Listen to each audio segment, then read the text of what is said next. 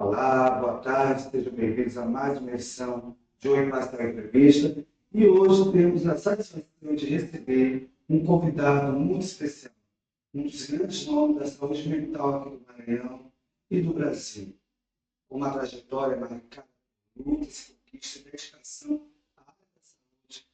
Ele soou mais de 46 anos de experiência em psiquiatria. Estamos falando do médico neuropsiquiatra Rui Pagano, professor de psiquiatria do curso de medicina da UFMA, mestre em ciências de saúde, especialista em dependência química pela Unifesp e presidente da Academia Maranhense de Medicina. No programa de hoje, vamos abordar temas para a saúde mental, na contemporaneidade, a relação, a gente está em pleno janeiro, o Janeiro Branco, que é um trabalho excessivo. Vamos falar sobre o trabalho excessivo, dependência química entre jovens, a polêmica da liberação no Brasil e até mesmo os fenômenos modernos, como o impacto psicológico das drogas na saúde mental. Tudo isso é uma conversa franca e esclarecedora. É um prazer recebê-lo aqui no Passeio Entrevista e obrigado por aceitar o nosso convite. Seja bem-vindo. Meu queridíssimo e fraterno amigo e irmão São Antônio, a honra é minha, você não está aqui na série do Jornal Imparcial, que eu tenho uma vez um caminho, uma história muito grande de relacionamento com você, e notadamente um dos grandes e mais importantes jornalistas desse estado, deste país. Então, aqui para mim é uma honra muito grande estar aqui com você, e estar do lado do Imparcial para quem poder tratar desses assuntos todos selecionados com muita eficiência e muito zelo, que são temas importantíssimos. Pois é, eu estou logo diante de uma verdade. O Janeiro Branco está aí, é uma campanha que promove a conscientização sobre saúde mental. Na sua visão, qual é a importância dessa iniciativa e, especialmente em tempos onde o estresse e a ansiedade estão cada vez mais frequentes na vida das pessoas? Olha, o Janeiro Branco tem mais ou menos 14, 15 anos que foi implementado no nosso país. Iniciativa de um psicólogo mineiro, e que se estabeleceu um programa que é comemorado usando essa data, e que a tônica é justamente esse estado, exaltar as temáticas relacionadas à saúde mental, porque de fato é do ponto de vista da política de saúde pública no mundo todo, as mais importantes. A psiquiatria, como especialidade médica, só para você ter uma ideia, há 15 anos atrás, só para você ter uma ideia, 15 anos atrás, nós éramos a 13ª, 15ª especialidade médica para quem fosse fazer medicina. Então, se eu quisesse ser psiquiatra, eu ficava lá no 15º lugar, concorrendo com as outras especialidades. Hoje, a psiquiatria é a primeira especialidade médica no Brasil. Isto é, o vestibular, o curso para psiquiatria, passou a ser emergente. Por quê? Porque o mundo todo reclama de políticas públicas de saúde. O mundo está enfermo. Antes da pandemia, pouco depois da declaração da pandemia, em 2021, a Organização Mundial da Saúde fez uma pesquisa internacional sobre saúde mental. Certo. E descobriu que o Brasil, que estava enrolado como país dessa pesquisa, mostrou que nós somos um país do mundo detetor, do segundo lugar do mundo em relação à depressão. E somos o primeiro país do mundo, só se perde os Estados Unidos, primeiro do mundo em caso de transtorno de ansiedade. Então, nós somos um país ansioso, depressivo, ou depressivo ansioso. Quer dizer, nós estamos doentes. E haja remédio, e haja E a questão das drogas, a questão do álcool, foi imenso. Então, realmente é um problema grave. E aí, além dessas mazelas, Isso, temos a questão também que é do cotidiano humano, certo. que é o trabalho excessivo hoje. Isso. Vivemos em uma sociedade onde o excesso de trabalho e a busca por produtividade extrema são quase valorizadas ao extremo, porque tem que dar resultado. E aí eu me pergunto, como é que isso tem impactado na saúde mental das pessoas? Existe um limite saudável que o trabalho consegue fazer esse panorama para a gente entender melhor essa relação? Essa é a nossa preocupação, já é menos antiga. Isso coincide com a síndrome de burnout, que hoje cresce no mundo todo, que é uma síndrome de todo psiquiátrico relacionada ao trabalho, a relação do homem com o trabalho. Então, com a ascensão internacional da síndrome, o mundo vai ter um volume de doenças. Começou a despertar o homem uma relações mais saudáveis. Isso não existe. Então, por exemplo, tem muita gente que pensa que trabalha muito, que pega um trabalho, que leva o pé celular e vereda pela noite. Os títulos work, né?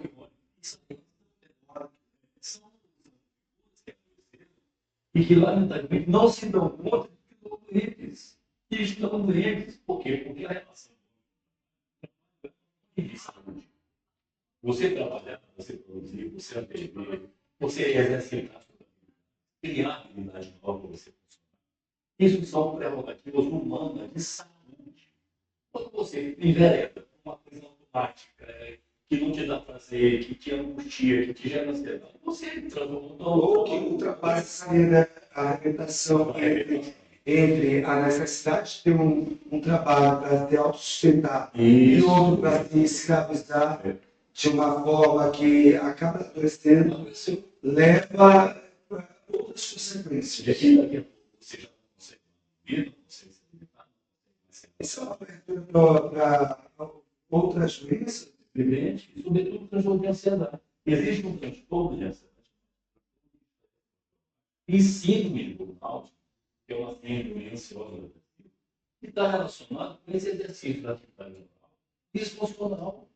Quer dizer, isso é uma fonte de adoecimento psiquiátrico no mundo, não é uma coisa.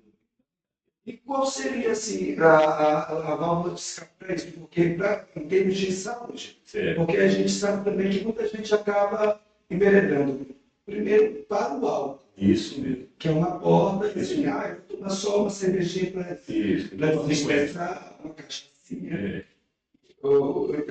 E aí, o que seria o lazer?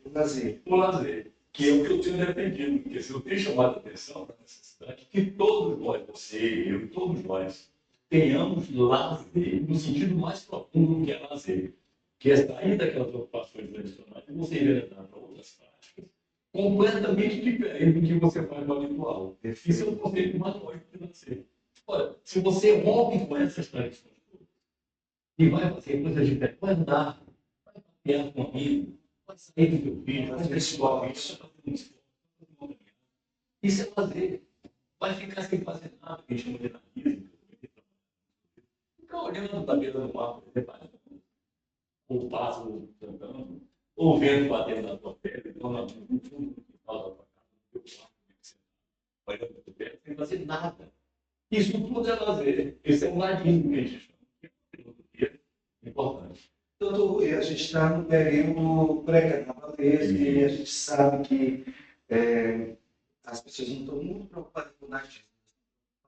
E está participando das prévias carnavalescas deste mundo. E o álcool e as drogas estão aí. Aí o senhor tem bastante experiência com relação à dependência química.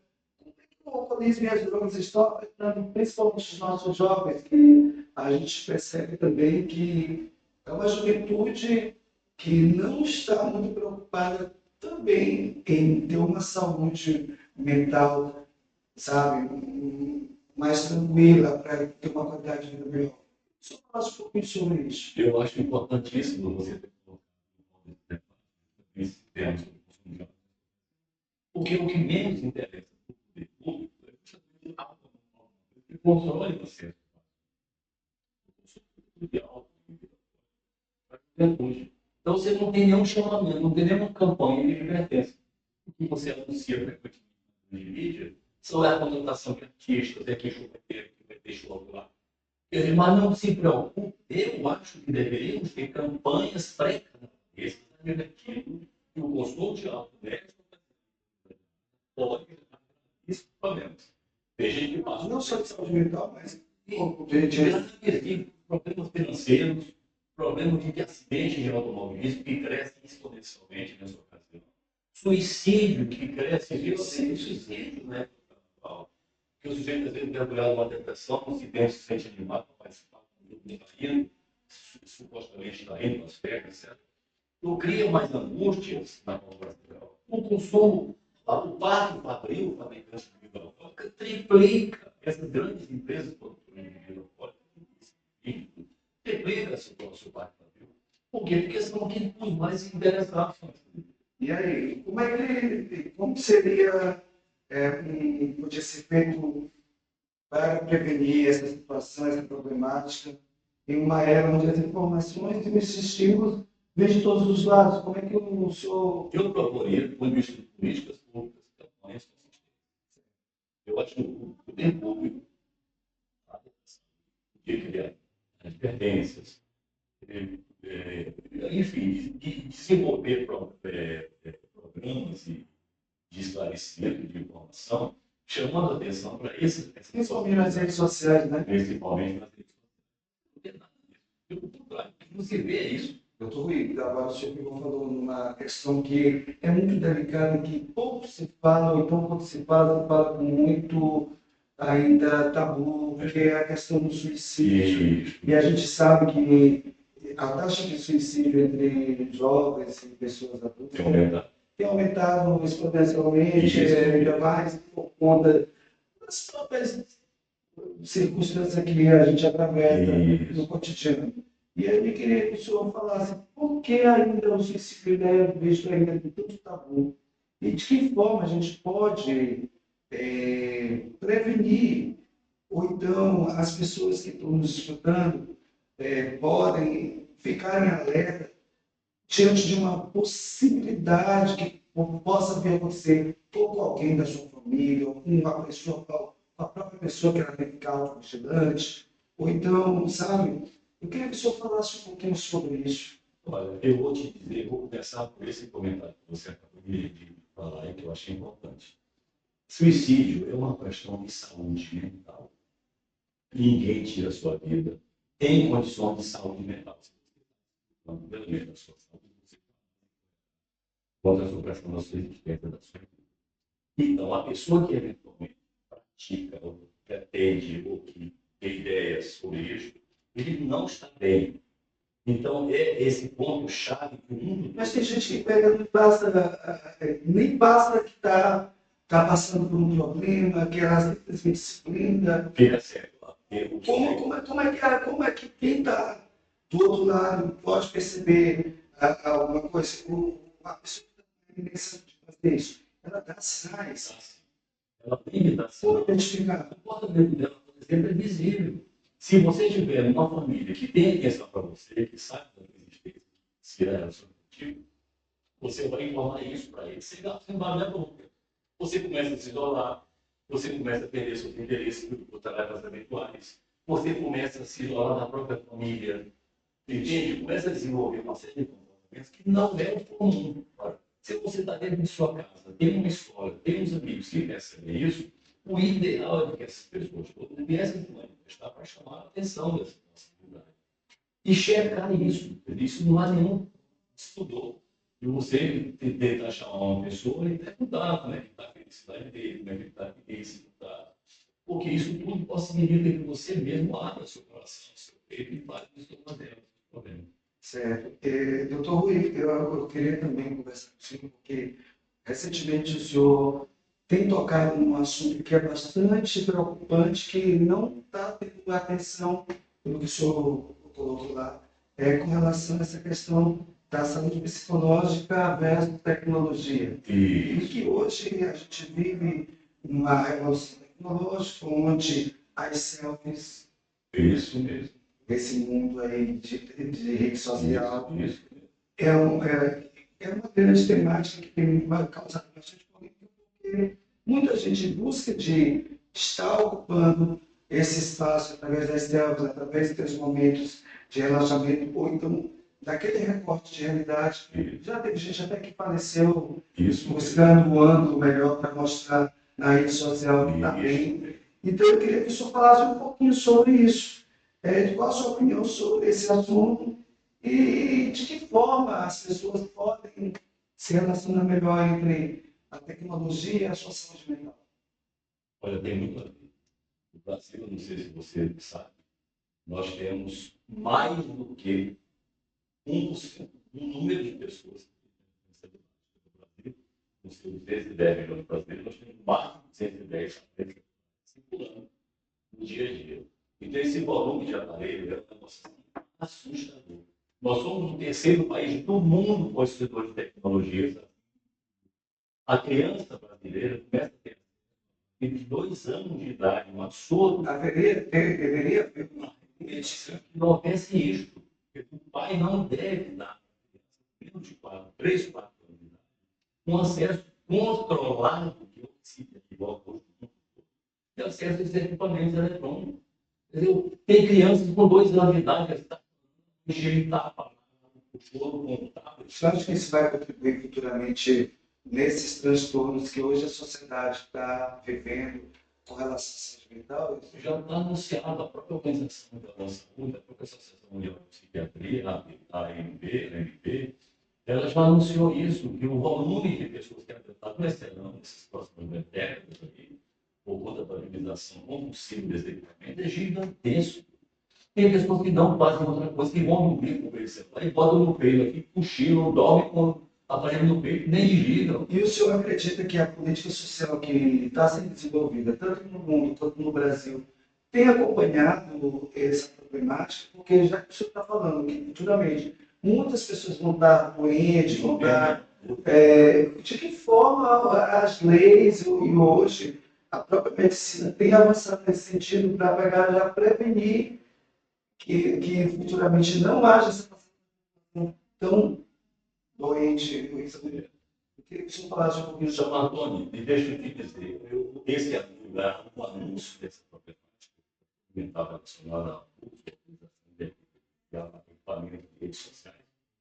Já foi anunciado em dezenas de países no mundo todo. Tem alguns países, como Estados Unidos, já está proibindo. As escolas inglesas já não permitem crianças levem para celular nas escolas.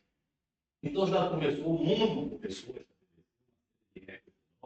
a controlar dessa população em geral. No Brasil, não. Tem que o governo pode estabelecer lá o controle de celular em escolas. E diante desse cenário que o senhor está me apresentando, eu lhe pergunto, como é que a sociedade pode melhorar o acesso a esse tratamento psiquiátrico? Porque já que a gente vive numa sociedade que está caminhando para esses transtornos, eu queria que o senhor pudesse, pelo menos, orientar as pessoas que estão nesse caminho, procurar um norte para elas. Existem 2 situações. Um, do ponto de vista público, no sistema de saúde, que é uma das pessoas que vai poder cuidar, não está tendo isso. Isso eu posso te garantir. Você não tem nenhuma ação do poder público que tenha algum aparelho, algum instrumento que esteja de construção para poder atender essa demanda. Não existe isso. Então, nós temos aí, do ponto de vista de um problema anunciado já, antigo, fatalmente, teve centenas de milhares de pessoas padecentes desse problema, você não tem um sistema de saúde numa área que possa atender essa demanda. Segundo a própria sociedade, ela está num estado assim, de contemplação, que a gente chama. Ela não tomou medida de ação assim, mais emergente, mais contundente para controlar isso. A família não sabe o que fazer, entende? O pai não sabe o que fazer, as instituições em geral também não sabem o que fazer. Embora se saiba que o problema não está anunciado, o problema irá acontecer isso totalmente. Que nem, por exemplo, as mulheres. Você sabe que nós temos mais de 30, 40 jogos da nossa. Eu estou assustado, por exemplo. O volume de gente hoje nos procura nossa de dependência de jogos. Jovens que não fazem outra coisa não se pegar inclusive pessoas da própria que tem benefícios sociais, tirando fatia do que você já recebe pouco, para poder jogar em vendas nesses jogos aí. Mas não tem também um sistema público que possa cuidar de viciados em jogos online. Não existe. E vai Existe como se diz, uma carência nesse sentido muito forte, muito de profissionais de voltados profissionais e de políticas públicas que possam fazer e poder ajudar milhares de pessoas que vivem doenças. certo. Doutor Rui, agora eu vou tocar num assunto aqui, já estamos já quase no final, mas antes eu não poderia deixar de tocar nesse assunto, porque o Brasil tem avançado, pelo menos na minha visão, na questão de olhar a liberação da maconha como um outro olhar, um olhar menos criminológico, mas um olhar mais complacente, né? Nesse sentido de vamos tentar entender esse processo. Então, eu queria, assim, a liberação da maconha é um tema que é polêmico e atual, né? E qual a sua opinião sobre esse assunto e se existe um risco de aumentar os problemas de saúde mental com essa legalização, essa liberação? E como é que o senhor vê essa relação do homem e da maconha, que é uma droga que, como o álcool, também, a nicotina também, então, assim, estão aí à disposição de alguns legalizados, sobre isso. Todos os países do mundo que legalizaram drogas estão com a mão na cabeça arrependidos. Todos. Nós não temos um país na face da Terra que possa dizer que está muito bem na vida. Nem Amsterdã, Nem Amsterdã, nem Portugal, nem Uruguai. Nada. Acabou. Esses países estão errados. Sim, bastante da popular. Porque aí não se tiver reprimido. Eles vieram para o caminho de controlar o tráfico ilícito de drogas nestes países que eram gigantescos, achando que com a liberalização, com a legalização, iria controlar isso. Quer dizer, não controlaram nem os profissionais do direito do drogas. E a população está todo mundo doente. É o inglês, é o holandês, é o Uruguai, é o Paraguai. Esses países todos que liberaram, que fizeram de conta que o problema é difícil injetar a gente, e nós iremos entrar numa roda que aconteça aqui também. Menor chance de não acontecer. Eu me pergunto assim, a gente vive numa sociedade onde ela se sente oprimida até pelo cotidiano, do trabalho, do resultado, das tecnologias. O senhor, como um médico da saúde mental, para finalizar, que mensagem o senhor gostaria de deixar aqui para os nossos espectadores, que por vezes sentem que não estão conseguindo lidar com seus desafios de saúde mental?